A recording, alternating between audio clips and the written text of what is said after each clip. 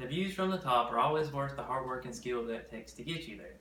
Today I'd like to present to you a few informative tips about the necessary essentials for extended day backpacking. I'm an avid backpacker and outdoor enthusiast. I'm always trying to be out on the trail when I can. There are many great places to hike within 80 miles of the area, including the Limble Gorge and the Shining Rock Wilderness area. With a basic understanding of these necessities, you'll not only have fun while you're out there, but you'll have a safe time as well. And if you don't consider yourself an avid backpacker, I hope that you listen and gain some knowledge from these tips today. The first necessity that you'll need is a backpack. There are two different types of backpacks to choose from, external frame and internal frame. According to Justin Lecher, his book Trail Tested, he talks about how external frame backpacks are on the decline, and the new popular backpacks that's been around for a while though are the internal frame backpacks. The only difference being that the frame's on the inside instead of the outside.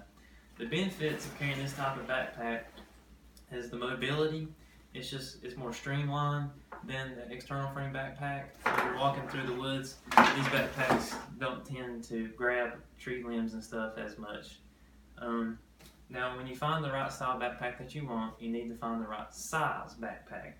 Now, according to Zach Davis with his book Appalachian Trials, he talks about finding a backpack with wide shoulder straps and hip belts. That way it'll support the load on your shoulders with less fatigue. Also, if you go to stores such as REI and many others, certain models of backpacks have detachable shoulder straps and hip belts for different size bodies, so you can measure your body and find the right size that fits you.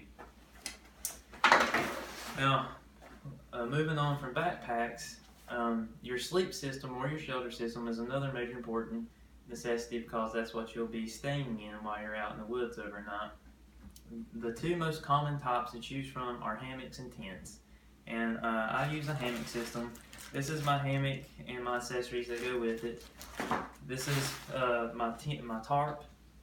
And I don't have it with me, but my underquilt and overquilt is like your sleeping bag for your hammock. According to sectionhiker.com, some of the benefits of using the hammock is the mobility. You can pretty much string up anywhere. Some disadvantages are privacy issues. You're kind of out in the open. And if you're hiking in high elevations above tree line, you don't have any trees to hang a hammock to.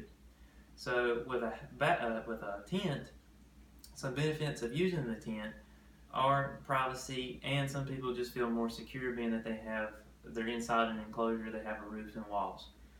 They're not exposed. And disadvantage of using the tent is you got to be careful where you place your tent. You don't want a muddy area or a rocky area or sharp sticks that could poke holes in your tent.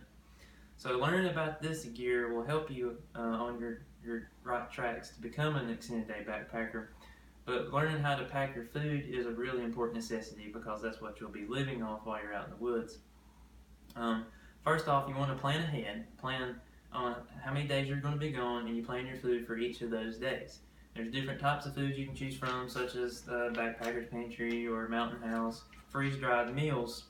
But there's also a lot of people take instant type foods like mashed potatoes or ramen noodles or protein bar. It all depends on what you want to take with you while you're out there. But if you're going for a 3 or 4 day trip, your food's going to add up in weight, so it should be the heaviest thing you're carrying. So put it in the bottom of your pack to pack your food in. That way it adds more stability to your pack. All the heavy stuff's at the bottom. And to take care of your food, to keep other things from like bears and animals from getting in it, there's two ways to do this.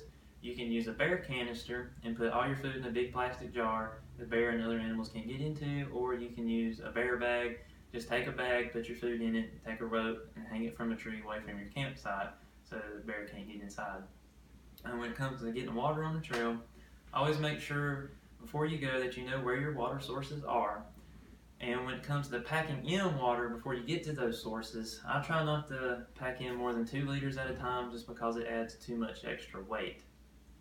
Now when it comes to filtering those, there's 2 types of water filters that you can choose from, a pump system and a gravity system, which is just 2 bags. You fill 1 bag and you hang it from a tree, and the gravity does the work for you.